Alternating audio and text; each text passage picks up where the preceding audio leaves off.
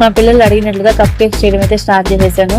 ముందుగా బౌల్ లోకి 3 eggs వేసుకొని బాగా బీట్ చేసుకోవాలి. తర్వాత ఇందులోకి హాఫ్ కప్ షుగర్ పౌడర్, కొద్దిగా సాల్ట్ వేసుకొని అది కాసేపు బీట్ చేసుకున్న తర్వాత 1/4 కప్ సన్ఫ్లవర్ ఆయిల్ కూడా వేసుకొని ఇది మనకి క్రీమీగా వచ్చేలాగా బీట్ చేసుకోవాలి. నెక్స్ట్ ఒక స్ట్రైనర్ తీసుకొని అందులోకి 1 కప్ గోధుమ పిండి, 1 table spoon baking powder, 1/2 table spoon baking soda వేసుకొని జల్లించుకోవాలి. ఇప్పుడు దీన్ని కట్ అండ్ ఫోల్డ్ మెథడ్ లో బాగా మిక్స్ చేసుకోవాలి.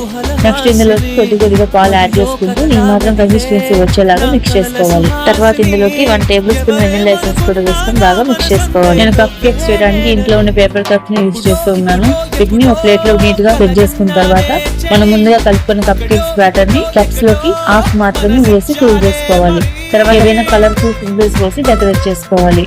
అన్నిటిని ఇలా సెట్ చేసుకున్న తర్వాత ముందుగా ప్రీహీట్ చేసుకున్న బౌల్ లోకి ఈ కప్ కేక్స్ ని పెట్టుకుని మూత పెట్టేసి ఒక 15 నుంచి 20 నిమిషాలు ఉడికించుకుంటే ఇంట్లోనే మనకి చాలా ఈజీగా కప్ కేక్స్ అయితే రెడీ అయిపోతాయి. కప్ కేక్స్ అయితే చాలా సాఫ్ట్ అండ్ ఫ్లఫీగా వచ్చాయి. ఇక కప్ కేక్స్ చేసినందుకు మా పిల్లల హ్యాపీనెస్ అయితే మామూలుగా లేదు. వీళ్ళంత హ్యాపీగా ఫీల్ అవుతామని తెలిసింటే ముందే చేసేసేదాన్ని. మీరు కూడా ఒకసారి ట్రై చేసేయండి. Bye bye.